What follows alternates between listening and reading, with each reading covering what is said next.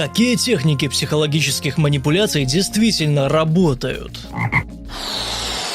Если вы хотите быть эффективным лжецом, создайте репутацию честного человека. Чем больше людей считают, что на вас можно положиться, тем легче вам будет обманывать и манипулировать. Не совсем манипулятивный прием, но я нашел его очень эффективным. Когда кто-то ведет себя грубо по отношению к вам, оставайтесь полностью молчаливым и просто смотрите на этого человека. Это заставляет грубияна чувствовать себя невероятно неловко, и через несколько мгновений люди обычно начинают вести себя цивилизованно. Но не применяйте этот прием к людям, которые проявляют агрессию, а также в небезопасной, непубличной обстановке. Это не сработает с местным хулиганом на улице и может привести к неприятным последствиям. Этот тактический прием предназначен для использования на взрослых и зрелых людях в безопасных условиях. Я недавно применил этот прием на своем начальнике. Он делал неподобающие комментарии, и я просто молча смотрел на него какое-то время, а затем спросил, на что он пытается намекнуть. Видеть, как он начал отступать и извиняться, было просто великолепно. Говорите хорошие вещи о людях за их спиной, чтобы понравиться им. Поверьте, до них это дойдет. Одна вещь, которую делает мой отец, и, возможно, он даже не осознает этого, когда вы делитесь с ним хорошими новостями, он всегда преувеличивает их ответ, вынуждая вас преуменьшать свое достижение. Я, честно, не думаю, что он делает это осознанно, но это меня безумно раздражает. Эй, у меня отличная новость, и меня повысили до вице-президента. Это здорово, вау, значит, ты старший вице-президент? Нет, просто вице-президент. О, ну это все равно хорошо. И вот теперь весь мой энтузиазм испарился. Измените перспективу с «я» на «мы», и люди автоматически начнут соглашаться с вами. Я учитель, и так я убеждаю своих учеников выполнять задачи, которые они не обязательно считают интересными. Например, хорошо, время идти домой, нам нужно убрать класс, или нам нужно закончить этот раздел, прежде чем мы сможем перейти к следующему занятию. Всегда делайте так, чтобы ваше задание оказалось командной работой. Если кто-то не хочет предоставлять вам конкретную информацию, например, стоимость обучения, предложите им пример, который совершенно не соответствует действительности. Обычно в такой ситуации вам сразу же дадут точное число. А еще собеседник почувствует себя неловко за то, что делал вид, будто не знает ответ на ваш вопрос. Пример. Сколько стоит ваш курс по C++? Собеседник. На самом деле все зависит от ваших целей. Разве у вас нет курса для начинающих? Можете назвать примерный диапазон цен? Собеседник. Мы можем подобрать программу, которая подойдет именно вам. Хорошо, допустим, доступ ко всем вашим курсам стоит $10 или собеседник. О, нет, у нас есть минимальная подписка за $99 в месяц, или можно купить курс для начинающих за $120. Я не часто этим пользуюсь, но работает каждый раз. Люди начинают верить во что-то, если им это повторять снова и снова, даже если это противоречит всему, что они знают. Именно поэтому новости так важны для практически любого правительства на Земле. Они решают, что нам будут повторять снова и снова. Зеркальное отражение поведения – невероятный прием. Если вы умеете его применять, начиная с простого покачивания стула или легкой улыбки, вы действительно можете контролировать поведение людей. Однажды я применил антизеркальное отражение к продавцу, который пришел ко мне домой. Я облокотился на дверной косяк, он облокотился на столб на крыльце. Как только он это сделал, я встал прямо. Он тоже встал прямо. Я снова облокотился на косяк. И так повторялось около минуты. Он потерял нить разговора, занервничал и сказал, что ему нужно идти. Это было довольно забавно.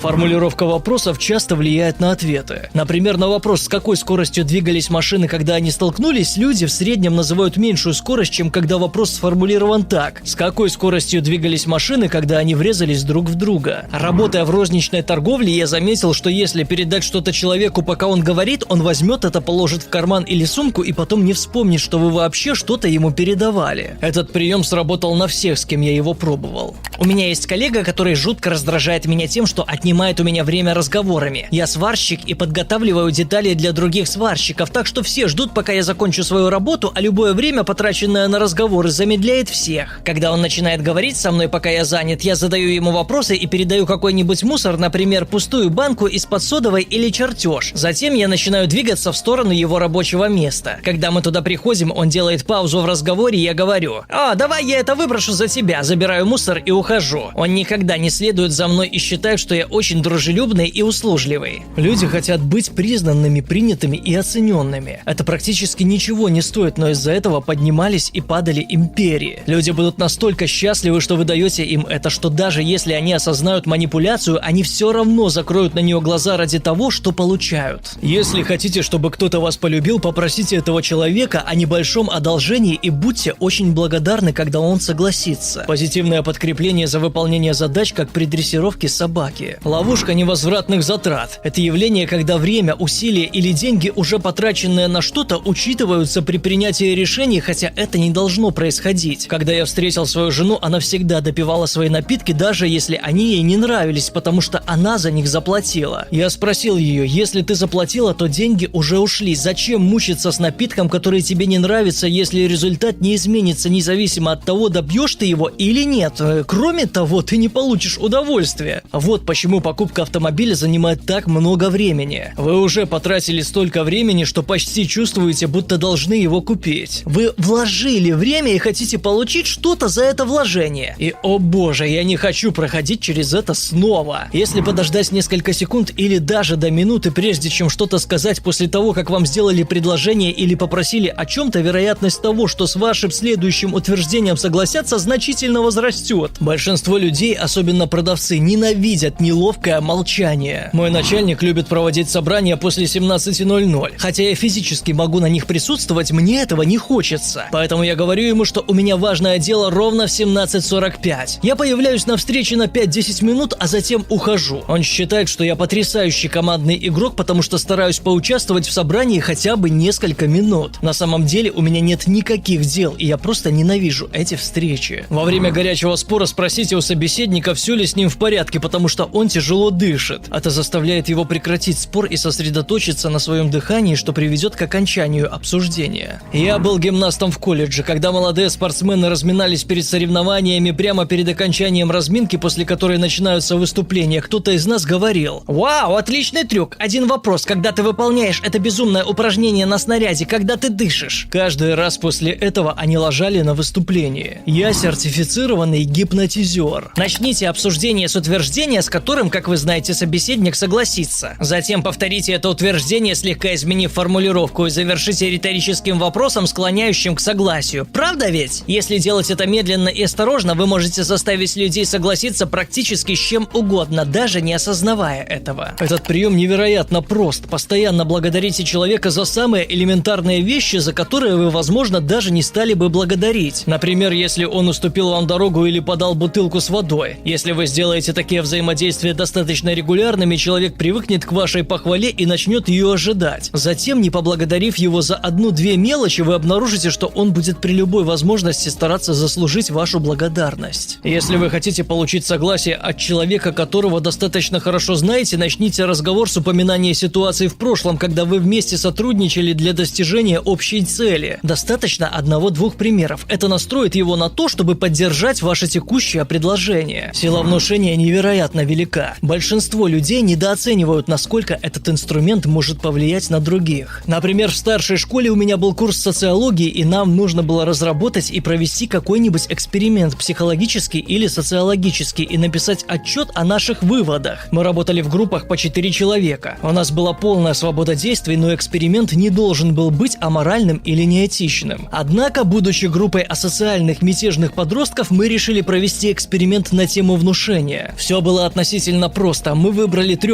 испытуемых и разработали позитивное и негативное внушение, а 3-й был нашим контрольным. Мы выбрали 3 учеников, одного популярного, одного не очень популярного и кого-то среднего, контрольный. Этих испытуемых выбрали так, чтобы каждый член группы взаимодействовал с ними на каждом уроке в течение 1 дня. Популярную девушку, испытуемый А, мы решили просто спросить, все ли с ней в порядке, потому что она выглядела бледной. Непопулярного парня, испытуемый Б, спросили, почему он не выступает чаще в классе, и предложили ему делать это. Мы выбрали такие внушения, которые шли вразрез с их личностями. Контрольного испытуемого, испытуемый С, просто спросили, как у него проходит день. К концу дня испытуемая А ушла домой больной после 3 уроков. Испытуемый Б стал активно себя вести на уроках, причем это продолжалось несколько дней после завершения эксперимента, а испытуемый С демонстрировал базовое поведение. Конечно, мы попали в неприятности, потому что то, что мы сделали, было неэтичным, но наш учитель был настолько впечатлен, впечатлен нашим отчетом, что закрыл на это глаза и просто сказал нам извиниться перед участниками. Если кто-то слишком много говорит и вы хотите побыстрее закончить разговор, но собеседник не дает вам такой возможности, достаньте что-нибудь из кармана и уроните это. Когда вы будете поднимать предмет, люди почти всегда перестают говорить. Я провернул такое уже несколько раз на разных людях, и это сработало в 100% случаев. Если вы идете на второе или третье свидание, постарайтесь сделать что-то страшное. Например, сходить в дом с привидениями или получить острое ощущение, покататься на американских горках, заняться скалолазанием. Ваш избранник спутает нервы и волнение с влечением к вам. Получите бонусные очки, если вы не испугаетесь и успокоите вашу пару. Так этот человек еще больше западет на вас. Газлайтинг. Мы с приятелями сводили с ума новичков в нашем кругу общения еще до того, как узнали, как это называется по-научному. Мы придумывали случайные истории вроде «Помнишь, как ты поскользнулся на блевотине на лестнице?» Или меняли местами людей и действия в истории. Или отрицали, что какое-то событие произошло. Главное, чтобы это не было чем-то серьезным, а то люди бы всерьез усомнились в своем здравомыслии. Мы знали, что можем пойти дальше, когда собеседник признает, что его память не так уж надежна, но мы никак не заходили слишком далеко. И все же, оглядываясь назад, можно сказать, что играть с головами людей довольно опасно. Трюк моего предыдущего босса. Делая сотруднику замечание, прервите разговор на несколько секунд, чтобы дать ему возможность что-то сказать. А когда сотрудник начнет отвечать, остановите его, сказав, что вы еще не закончили. По всей видимости, это своего рода психологический трюк, чтобы заставить сотрудника почувствовать себя ниже босса. Довольно мудацкий маневр. Я работал в компании розничной торговли, где меня научили отказывать клиентам, не употребляя при этом слово «нет». Это оказалось невероятно эффективно. Заменив фразу «нет, мы не можем этого сделать» на что-то вроде «как выяснилось, наша политика этого не позволяет», люди более склонны принять суровую правду о том, что они не могут получить то, о чем просят, независимо от того, разумно это или нет. Это работает и в моей личной жизни и значительно сократило количество «а почему бы и нет», которое я получаю от людей. Тишина. Если вы хотите что-то узнать, задайте вопрос и просто ждите. Люди стремятся заполнить тишину, поэтому будут говорить и говорить. Моя женщина – инспектор по условно-досрочному освобождению и использует этот прием со своими подопечными. Она говорит, что этот прием работает каждый раз. Спасибо, что посмотрели этот ролик до конца. Какие приемы вам понравились больше всего и какие психологические манипуляции, которые действительно работают, известны вам? Пишите об этом в комментариях. Также советую посмотреть наши предыдущие видео, которые вы увидите на экране. Подписывайтесь на наш канал и удачи!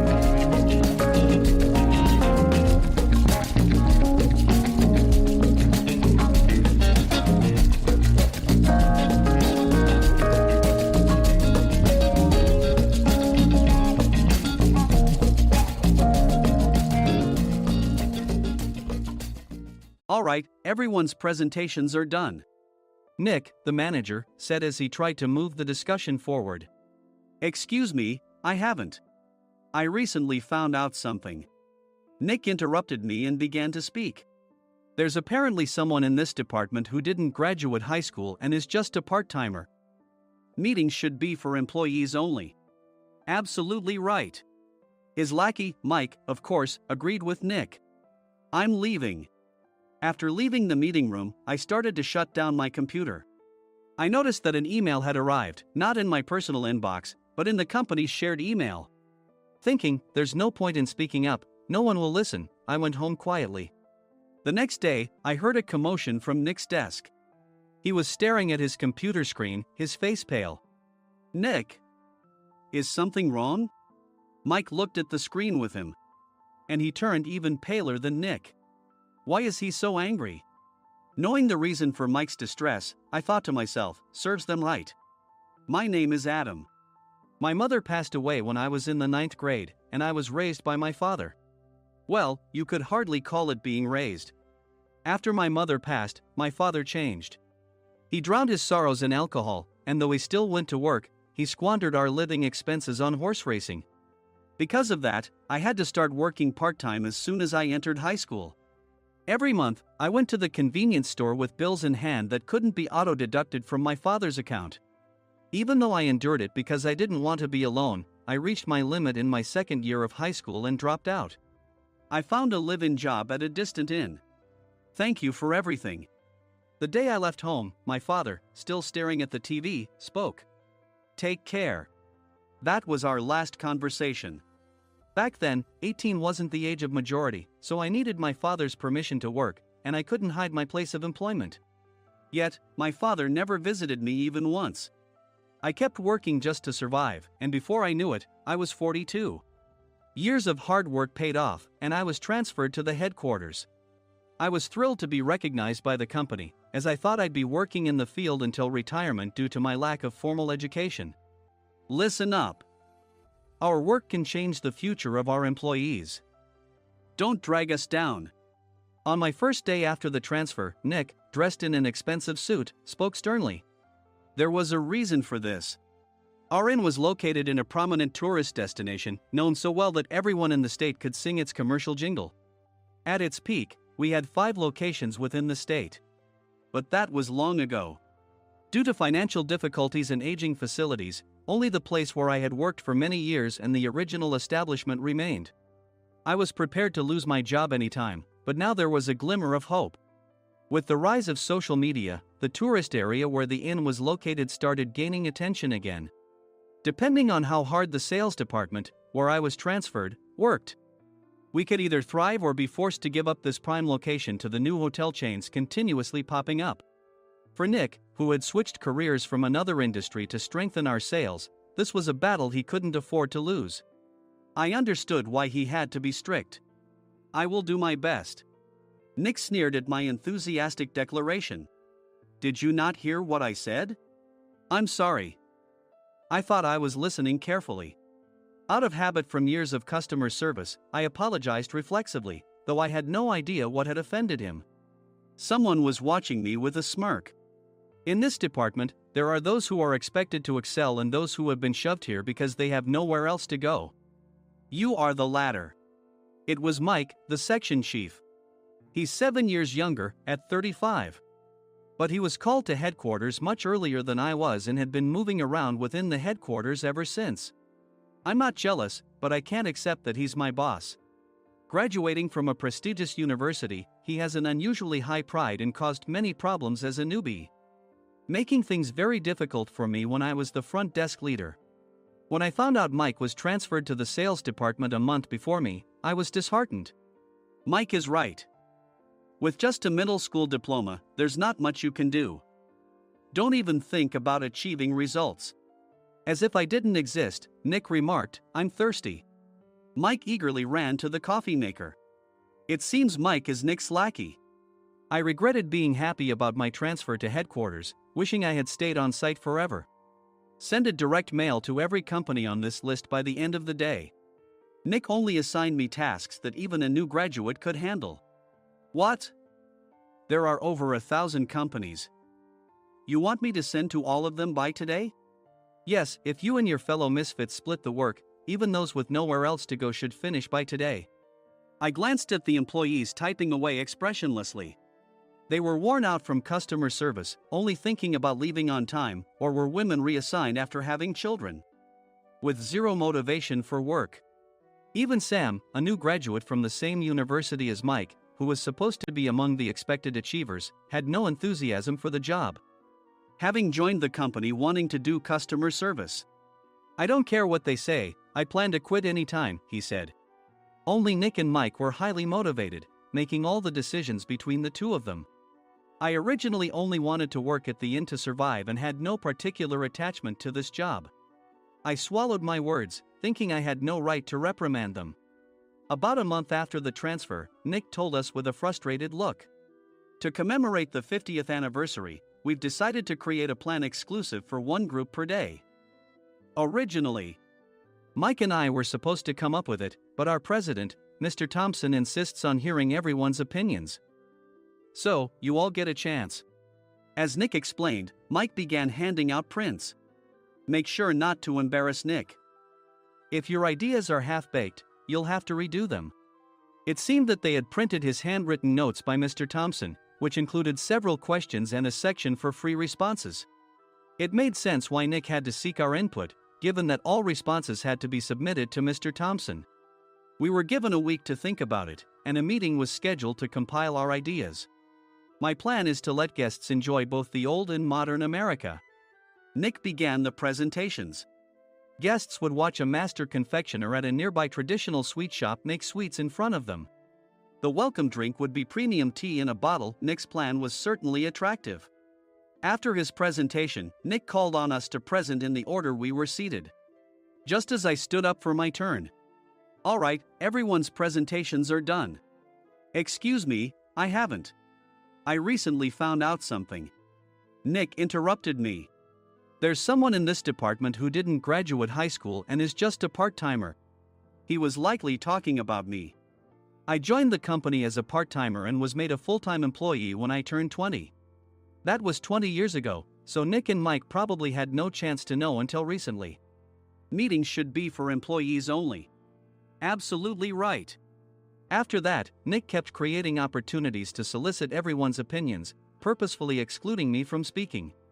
The meeting unexpectedly heated up and went past the scheduled end time. A few people asked to leave, and the discussion continued with the remaining few. "Still here?" Normally, you'd leave in that situation. Though I had no attachment to the job initially, hearing kind words from customers made me want to make them happier. For someone like me, with nowhere to go, the inn was my home and customer service was my life. I felt pathetic about my current self. "I'm leaving." I left the conference room and started shutting down my computer. I noticed an email had arrived, not in my personal inbox, but in the company's shared email. Thinking no one would listen to what I had to say anyway, I quietly went home. The next day, while preparing the DM as instructed, I heard a commotion from Nick's desk. In his haste to stand up, he hit his knee on the desk. He stared at his computer screen, his face pale. "Nick! What's wrong?" Mike, thinking he should be the first to rush over, approached Nick while still wearing his coat. He peered at the screen with Nick. And he turned even paler than Nick. Why is he so angry? Who is responsible for this company? Nick, more irritated than ever, asked, and Mike answered without checking. Probably Sam. Sam wasn't there because he was attending a morning training session for new hires. Nick gave up on getting angry and returned his gaze to the screen. They were looking at an email that arrived right after the end of the working day yesterday. Apparently, no one, including me, had checked it before leaving. The email was from a large company that used us for their annual employee trips. The president and executives of that company also frequently used our services personally. President of the company, Mr. Mason himself, had declared that neither he nor his company would ever use our services again. Well, some companies cancel their employee trips or stop using our services due to financial struggles. Let's just move on. Mike kept wiping the sweat from his forehead with a handkerchief. Knowing why Mike was so agitated, I quietly watched their interaction. Do you know how much revenue we get from that company? We can find other guests to fill the rooms, but we'll lose the banquet costs, gift shop revenue, rental car fees, and more. Moreover, the gifts were supposed to be prepared by the traditional confectionery shop involved in Nick's proposed plan. If it's known that we incurred such a huge loss at this critical time, Nick's position in the company would be jeopardized. Nick took a deep breath, seemingly trying to calm himself. All right, Mike. Go to New York right now and apologize to Mr. Mason. What? You're coming with me, right? I have urgent work to do. I trust you, which is why I'm entrusting this to you. Please. Mike, believing Nick's sincerity, agreed with a determined look on his face, saying, yes. That's Nick for you. Even if Mike went to apologize, Nick would shift all the blame onto him if the client didn't change their mind. Well, it was Mike's fault to begin with, so it served him right. About 3 hours later, Sam answered a call from somewhere and repeatedly apologized, saying, I'm very sorry. Everyone watched to see what was happening. After ending the call, he informed Nick with a weary tone. When Mike arrived at the client's company, he only made things worse, further infuriating Mr. Mason. He was demanding, get his boss here immediately. It was no wonder Sam was exhausted, dealing with such a call right after returning from training. What is that idiot doing? All right, Adam, you're coming with me. If sacrificing Mike didn't work, then I must be next. Normally, I'd want to refuse at all costs, but I saw an opportunity in this situation. If I can be of assistance, I'd be happy to join you. I obediently followed Nick, and we flew to New York. When we introduced ourselves at the reception, it became clear how serious the situation was, as the receptionist personally escorted us to the president's office. Angry voices leaked through the door, making both Nick and me uneasy. "Excuse me. I'm Nick, the supervisor. I understand my subordinate has caused you trouble, and I deeply apologize." Nick, with his experience in the corporate world, knew enough to offer an apology before excuses. However, his customer service skills left much to be desired. I sighed as I saw Mike trembling like a small dog in the corner of the room. "What kind of training are you giving your subordinates?" Mr. Mason glared at Nick with a red face. The intensity of his gaze made even Nick take a step back.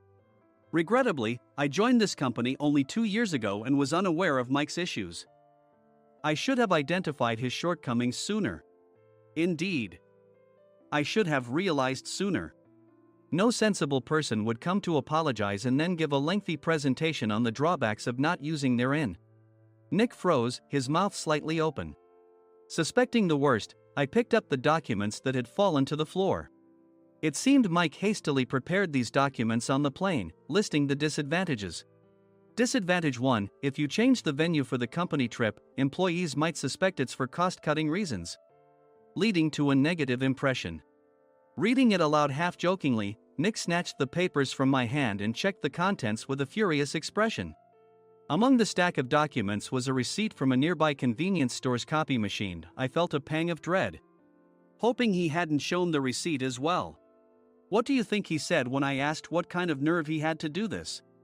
I'm very sorry." Faced with the dire situation, Nick must have thought there was nothing left to do but apologize. In a voice smaller than I'd ever heard from him, he uttered words of apology. He said, "I'm a Harvard graduate. I don't believe I said anything wrong." "Mike, what have you done?" Forgetting his plan to pin the blame on Mike, Nick yelled loudly, even in front of Mr. Mason. "I didn't do anything wrong." "You're still saying that? Look at him." Mike pointed at me with a shaking hand. "I was assigned to headquarters in my 20s and now I'm a section chief. This guy only made it to headquarters at 42. Everything I've done proves I was right. So why are we losing the contract?" Having said his piece, Mike collapsed to the floor. "Of course. You were sent there because you had nowhere else to go." Mike never expected to hear such words from someone he looked down upon. He lunged at me, and Nick hurriedly stepped in to stop him. "Mr. Thompson told me Mike is a quick thinker, and to take good care of him." There's no way he was pushed aside. "Don't make things worse here. He didn't say quick thinker, he said only quick-witted, didn't he?" I don't remember that part." I recalled the many troubles Mike caused when he was a newbie. When Mike was on the front line, his pride was so high that he never apologized to customers. Customer service, especially in our job, doesn't work alone. It brings both good and bad situations. If the front staff or housekeepers made mistakes, or the cleaning company didn't properly clean a room, one had to apologize to the customers regardless of personal fault. Mike, in such situations, would never apologize, insisting he wasn't at fault. This often angered customers, and as the front desk leader, I frequently had to apologize on his behalf. He caused complaints and disrupted operations, which is why he was quickly moved to headquarters. In departments where he didn't interact directly with customers, his quick thinking was beneficial and things went well. But it seemed his flaws were starting to show. Corporate reservations are supposed to be entered into the system by the sales representative. But a quick check yesterday revealed that more than 10 items were missing from the client's reservation.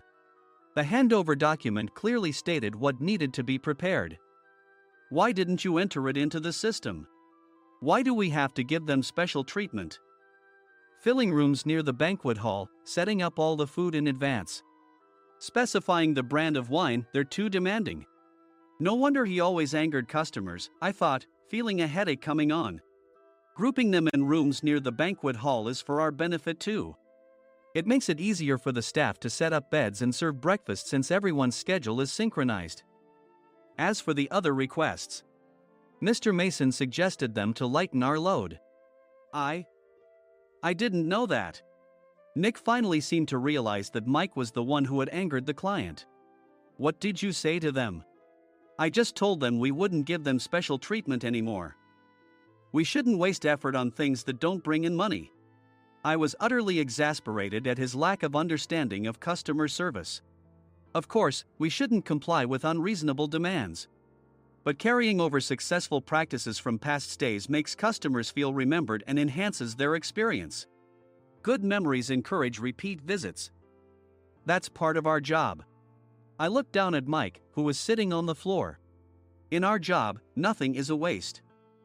Mr. Thompson likely moved you to the sales department, hoping you'd finally understand this. How do you think he feels now that you failed to meet his expectations? Mike, tears in his eyes, fled the president's office. I was amazed he still hadn't apologized. You have it tough, Adam. It's okay, we're all employees of the same company. I deeply apologize for this disrespectful incident. Especially after all the care you've shown us. If it weren't for you, Adam, I really would have stopped staying here. When I heard you were moving to the sales department, I was willing to reconsider if you handled it.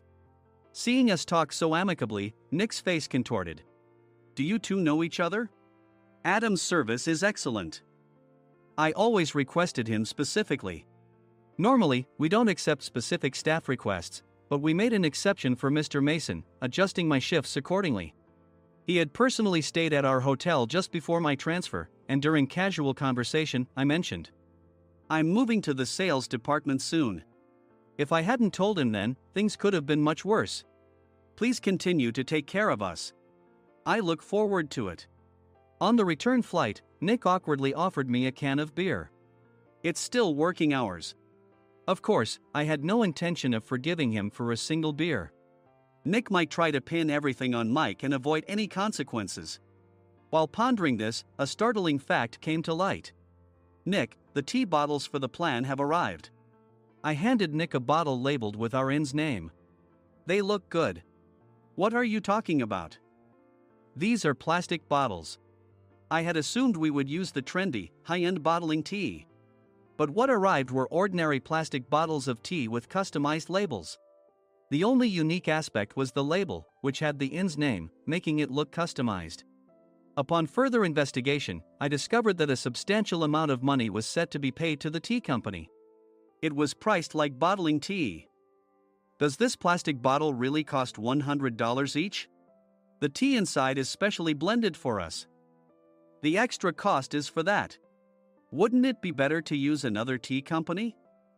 Or is there a specific reason we must use this one? As Nick continued to make excuses, I showed him a printed email. I informed the tea company's president, Mr. Mitchell, that we discovered irregular payments and he confessed. He said you two were high school classmates and planned to split the extra money. That idiot. Why did he confess? That's not important. You should worry about yourself. This could turn into a police matter. Opening the bottle cap, I suggested. How about calming down with this tea? It supposedly has a relaxing effect. Nick drank the tea frantically. In the following days, decisions were made about their fates. Mike was reassigned to the General Affairs Department, with no chance of transfer or promotion, as per Mr. Thompson's orders. As for Nick, since the payment to the tea company hadn't yet been made, he narrowly avoided legal trouble. Instead, he was encouraged to leave the company, and to avoid further complications, Nick submitted his resignation. Rumor has it that connections between HR departments have made it difficult for him to find new employment. Even though it was good to have those two gone, something unexpected happened in the sales department. Everyone became motivated and united in refining the 50th anniversary plan. In the end, my plan was adopted. We collaborated with the Tourist Information Center to provide personalized guides. The plan, tailored to the number of guests, was truly special for the 50th anniversary. Hey, is Adam's family coming to stay? I immediately booked that special plan for my family. Sam noticed it on the reservation list and quickly picked up on it. Yes, I'm inviting my father. That's great. I might invite my parents too. I lacked the courage to face my father just as Adam. But here, with the confidence Mr. Mason praised, I felt ready. The 50th anniversary plan was a perfect opportunity to reconnect with my father. I hope to bring back the days when we could laugh together as we once did.